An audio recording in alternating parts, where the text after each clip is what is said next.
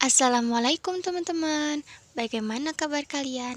Semoga baik dan tetap dalam lindungan Allah Subhanahu wa Ta'ala. Nah, kali ini kita akan belajar sejarah kebudayaan Islam, bab 3, sebab-sebab dan peristiwa Fathu Mekah.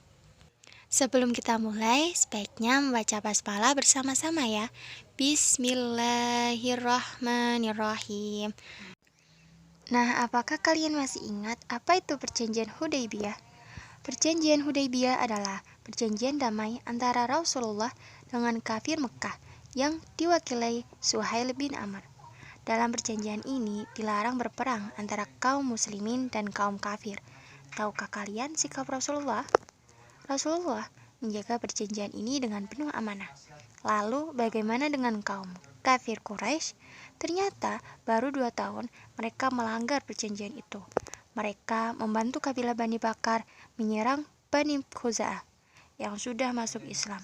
Rasulullah mengingatkan kaum kafir Quraisy, namun kafir Quraisy menyatakan perjanjian batal, yang berarti mempersilahkan Rasulullah masuk dan menguasai kota Mekah. Rasulullah pun bertindak tegas, berangkat menuju Mekah untuk mengamankan Mekah dari kekuasaan kafir Quraisy. Peristiwa ini disebut Fathu Mekah. Selanjutnya, pelanggaran perjanjian Hudaybiyah. Pada saat perjanjian Hudaybiyah masih berlaku, kaum kafir Quraisy melakukan tindakan yang melanggar kesepakatan. Hal ini bermula saat kaum kafir Quraisy memberikan dukungan kepada Bani Bakar untuk menyerang Bani Khuza'ah. Peristiwa ini terjadi pada tahun 8 Hijriah. Rasulullah menegur kaum Quraisy tentang bantuan yang mereka berikan kepada Bani Bakar. Rasulullah mengingatkan kaum kafir Quraisy bahwa membantu Bani Bakar berarti melanggar perjanjian Hudaybiyah, dan dengan demikian kaum muslimin bisa masuk ke kota Mekah dengan penuh kekuatan. Peringatan Rasulullah ini dijawab kaum Quraisy bahwa perjanjian Hudaybiyah telah mereka batalkan. Kaum kafir Quraisy Mekah tidak konsisten dengan perjanjian yang mereka sepakati. Mereka lebih memilih membela sekutu mereka, yaitu Bani Bakar, daripada membela janjinya kepada umat Islam. Karena itu, mereka melanggar perjanjian Hudaybiyah yang nantinya justru merugikan kaum kafir Mekah itu sendiri. Kemudian B. Sikap Rasulullah SAW atas pelanggaran Hudaybiyah.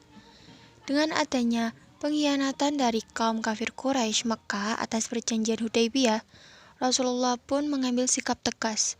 Rasulullah menyiapkan para sahabatnya untuk berangkat ke Mekah. Para sahabat berbondong-bondong berkumpul dan berangkat menuju Mekah. Rombongan para sahabat semakin besar karena banyak kabilah-kabilah yang bergabung, seperti kabilah Sulaim, Muzaina, Ghatafan, dan yang lain. Rombongan besar ini akhirnya mencapai 10.000 orang. Rasulullah didatangi oleh Abbas pamannya yang menyambutnya dengan sukacita. Abbas akhirnya menyatakan keislamannya. Namun sahabat Abbas merasa khawatir terhadap keluarganya yang berada di Mekah. Kemudian datang pula Abu Sufyan yang juga menyatakan keimanannya. Sebelum kembali masuk ke Mekah, Abu Sufyan memeriksa tentara muslim yang sangat banyak. Ia pun menceritakan kepada kaum kafir di Mekah. Mendengar cerita Abu Sufyan ini, lenyaplah harapan kaum musyrikin Mekah untuk mengadakan perlawanan. Namun Rasulullah bersikap bijak. Rasulullah menyampaikan kepada para sahabatnya agar jangan khawatir terhadap keluarganya yang berada di Mekah. Rasulullah menjamin bahwa pasukan yang besar ini Rasulullah bermaksud untuk menguasai kota Mekah secara damai. Rasulullah mengetahui bahwa kaum kafir Mekah sudah lemah. Karena itu, Rasulullah hanya ingin menakut-nakuti mereka dengan kekuatan yang sangat besar dan tidak ingin memerangi dan membunuh kaum kafir Mekah. Yang terakhir, C. Fathu Mekah. Berikut video tentang kemenangan di kota Mekah. Selamat menyaksikan. سنقيم معسكرنا هنا هذه الليلة. جميل. عجبا، أشم رائحة خبزهم. ربما جاءوا غير مقاتلين، هذا ما أرجو. لا أحسبهم يسفحون دما على أعتاب بيوتهم. طردناهم من مكة، ولكن مكة في قلوبهم. ما زال بوسعي أن أساومهم.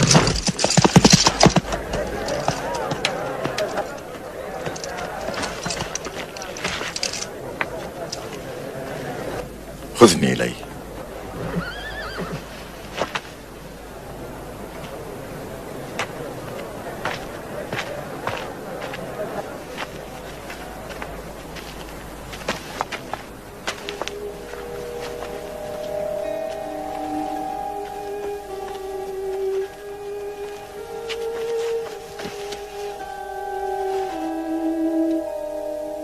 قل ما جئت من أجله. رأيت نيران خيامكم والرجال من حولها. عرفت القوة التي أودعتها فيهم يا محمد.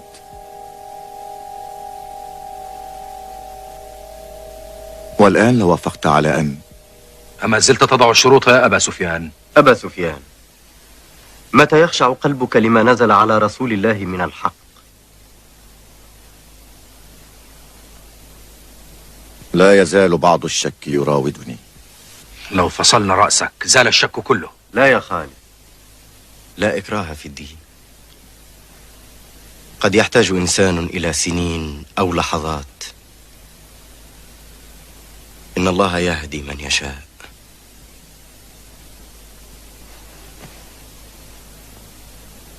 أيها العبد الأسود، أنت مثل أعلى. أنا لست إلا ما أعطاني ربي. نعم، لو كان في آلهتي خير ما تخلت عني.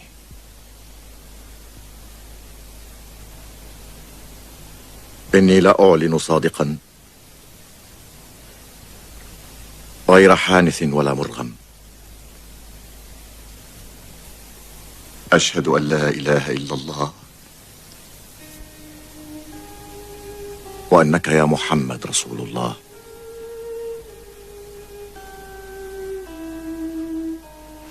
والآن دعوني أذهب. ادخلوا بيوتكم، جيوش المسلمين تدخل مكة من أبوابها الثلاثة. جيوش المسلمين تدخل مكة من أبوابها الثلاثة. ادخلوا.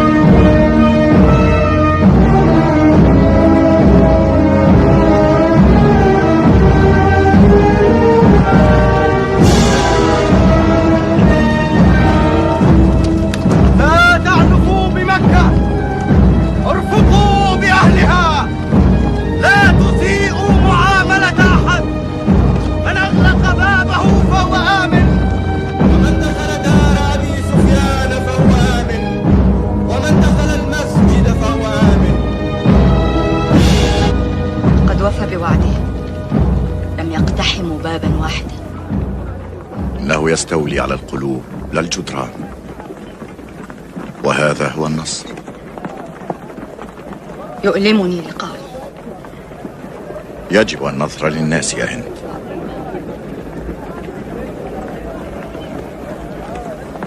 هل كنا على ضلال؟ نعم، كنا على ضلال. أخذتنا العزة بالإثم، كانت آلهتنا أصغر شأنا منا. ها هو الآن إنه يقترب من الكعبة.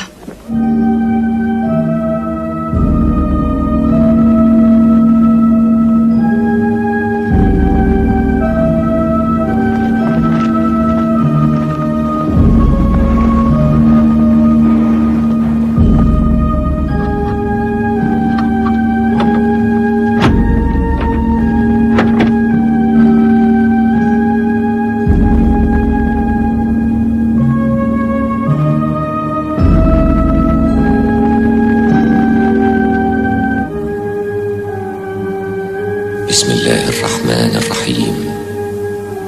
وإذ بوأنا لإبراهيم مكان البيت ألا تشرك بي شيئا وطهر بيتي للطائفين والقائمين والركع السجود. صدق الله العظيم.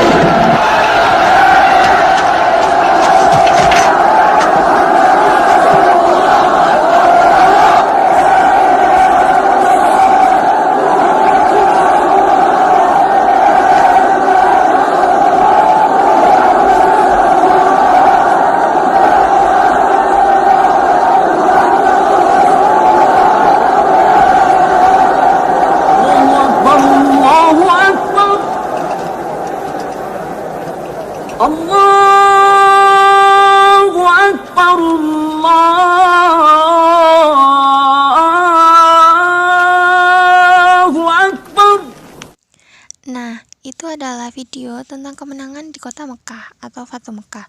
Dari peristiwa itu dapat dipetik pelajaran bahwa untuk menghancurkan kebatilan dan menegakkan kebenaran tidaklah mudah, memerlukan perjuangan yang sangat panjang dan melelahkan.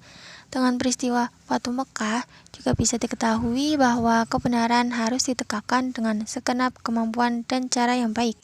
Selesai sudah materi hari ini. Sebelum kita akhiri, sebaiknya membaca hamdalah bersama-sama. Alhamdulillah. Sekian, wassalamualaikum.